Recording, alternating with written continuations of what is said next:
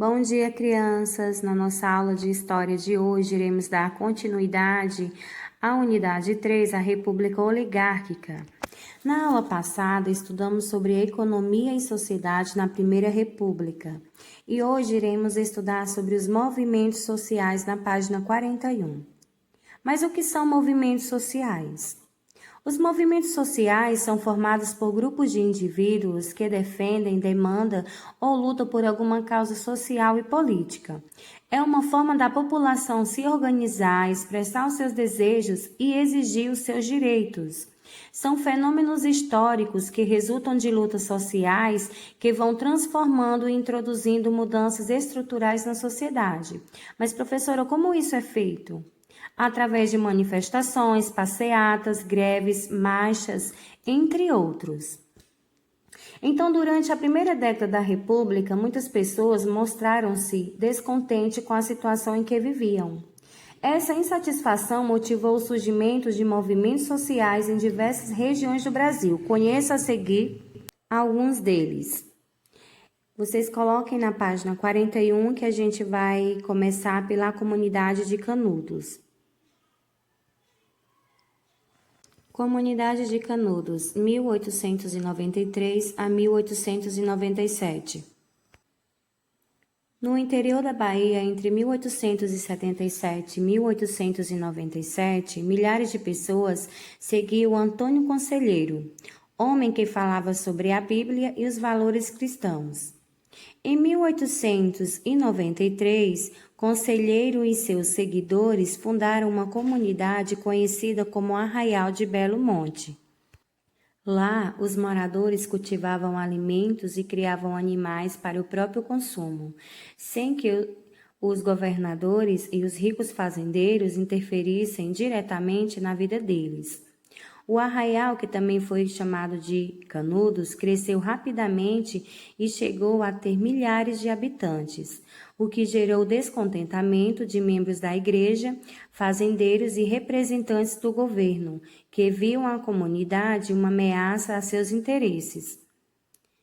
Com isso, os sertanejos foram acusados de tentar restaurar a monarquia e tornaram-se alvos de ataque de tropas enviados pelo governo.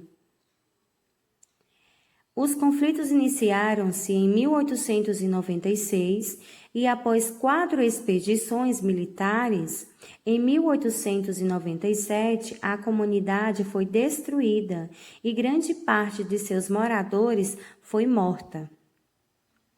Ou seja, o conflito envolveu o exército brasileiro e os membros da comunidade socio-religiosa liderada por Antônio Conselheiro, em Canudos, no interior do estado da Bahia, que teve como o desfecho a vitória das tropas federais e a destruição total de Canudos. Essas imagens são da época em que aconteceu essa guerra. A Revolta da Vacina, 1904. Ao assumir o cargo em 1902, o presidente Rodrigues Alves tinha como meta a reforma urbana do Rio de Janeiro. A modernização começou com a construção de largas avenidas e prédios de 5 ou 6 andares. Para tanto, famílias inteiras que moravam em cortiços ficaram desabrigadas. Uma das justificativas para essa grande reforma era o fato de que, na época, as ruas estreitas da cidade, sujas e sem tratamento de esgoto, facilitavam a proliferação de doenças como a febre amarela, a peste, a varíola e a tuberculose.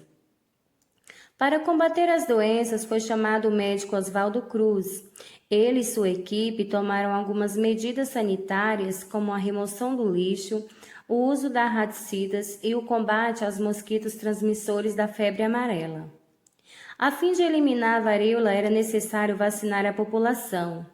Assim, o governo iniciou uma campanha de vacinação obrigatória, mas muitas pessoas ainda não conheciam bem o funcionamento das vacinas e ficaram desconfiadas quanto a seus benefícios.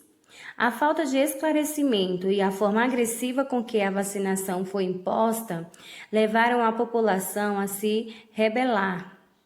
Em novembro de 1904, durante cerca de uma semana, ocorreram diversos confrontos entre a população e os representantes do governo. Então, essa foi a revolta da vacina, né? Que teve o desfecho a lei da vacinação obrigatória e a insatisfação popular com os serviços públicos. Isso tudo, né, fez com que a população se revoltasse e tivesse toda essa reviravolta entre eles. A Revolta da Chibata, 1910.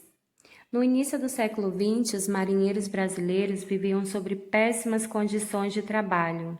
O soldo era muito baixo, a alimentação era deficiente e o trabalho era excessivo. Além disso, eles frequentemente eram punidos com castigos físicos, principalmente com o uso de chibata. Por essas razões, a insatisfação dos marinheiros era grande. Essas más condições motivaram o início de uma rebelião em 22 de novembro de 1910, no Rio de Janeiro, após o marinheiro receber o castigo de 250 chibatadas diante de todos os presentes no navio. Liderados por João Cândido Felisberto, os marinheiros tomaram embarcações e ameaçaram bombardear a capital se algumas de suas exigências não fossem atendidas. A principal delas era o fim das chibatadas como castigo. Depois de várias negociações, o presidente Hermes da Fonseca decretou o fim das chibatadas como castigo no dia 27 de novembro de 1910. Guerra do Contestado, 1912 a 1916. A questão do contestado envolveu conflito pela disputa de terras nos estados do Paraná e de Santa Catarina no início do século XX. A tensão teve início quando o governo cedeu terras para a construção de uma estrada de ferro na região. Por conta disso, muitas pessoas foram expulsas de suas terras. Em condições difíceis, encontraram esperança na formação de povoados sob a liderança de monge. Um deles foi o José Maria, que defendia a ideia de um governo independente na comunidade em que vivia.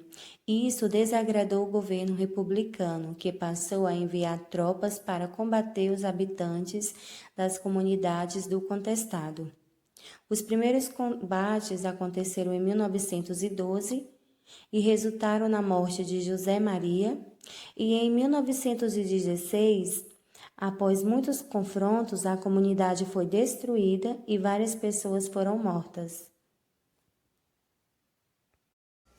A Grande Greve de 1917.